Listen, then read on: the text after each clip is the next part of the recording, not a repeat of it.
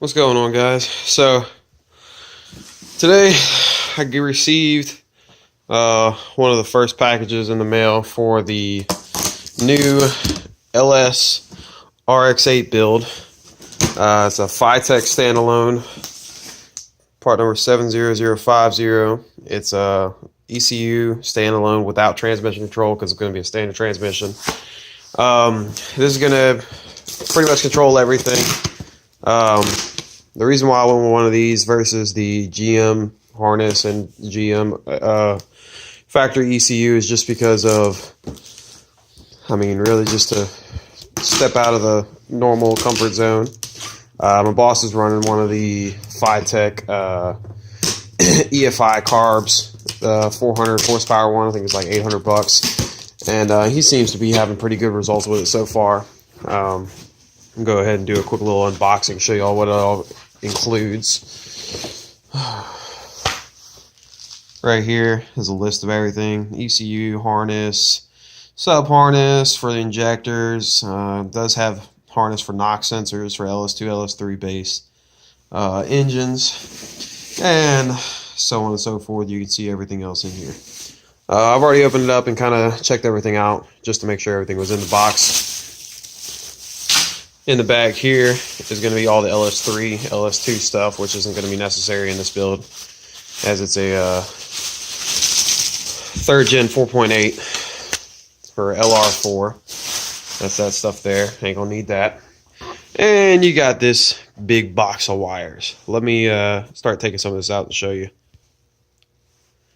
Alright, guys and gals, this is everything in the box. You got the ECU here, the little controller that will give you all of the, I guess you could say, parameters for actual visuals in case you do not run a gauge setup. This is, you can go through, adjust stuff in the tune, data log, all that good nature. Comes with an O2 sensor bung and hose clamps. That's not going to be necessary. We'll just weld in the bung to the exhaust. You got wires for the that doohickey. Comes with a air to fuel ratio gate or air to fuel meter that plugs into the harness. 3-bar map sensor, and then you got this huge stack of wires here.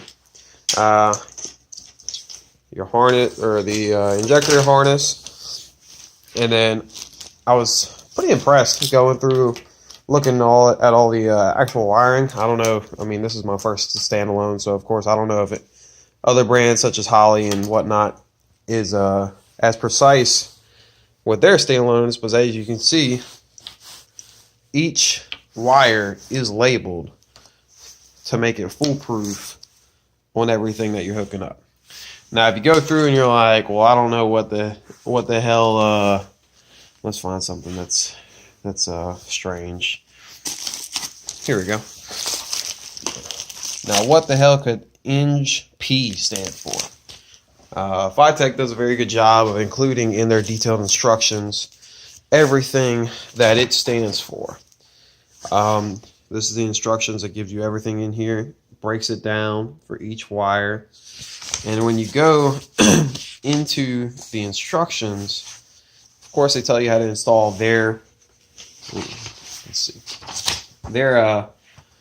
intake and fuel rail and everything that comes with the Ultimate LS kit, which you can get for about $1,500 and up from there. Whether you get the transmission controller, the 500 horsepower one, which comes with, I believe, 35-pound injectors, and then the 750 horsepower one, which comes with 55-pound injectors, if I'm not mistaken. And then this is where it breaks it all down for you. Very good detailed instructions. I do like it. And then this is where it gets even better. They include each individual wire, explaining what it is, showing pictures of where it's hooking up on the vehicle or on the engine. And I gotta say, this is pretty dummy proof. And then it gives you even more detailed instructions, final steps, initial programming, the handheld controller, time control, rev limiter. Overall, it's pretty nice kit. And like I stated in the beginning of the video, this is going in a RX-8. It's going to be a don't know if it's going to be a single turbo build or just a nice all motor build. Granted that the motor is the vehicle is pretty light, so even a sub 400 horsepower engine is probably going to be very fun and very nimble. I did take delivery of the engine already. Currently breaking it down, seeing what's going on with it. It's a LR4 out of a 03-04 Silverado, which I do have outside. It's in pretty rough shape. I don't know if I'm going to stick with it or not. Might go with the 6.0 and then just put the 4.8 crank in it. But this is the very beginning of a very expensive build. If you want to keep track, of course, subscribe. There'll be a lot going on here in the near future. If you have any questions, of course, leave a comment down below. And good night, guys. Hope you'll have a good one.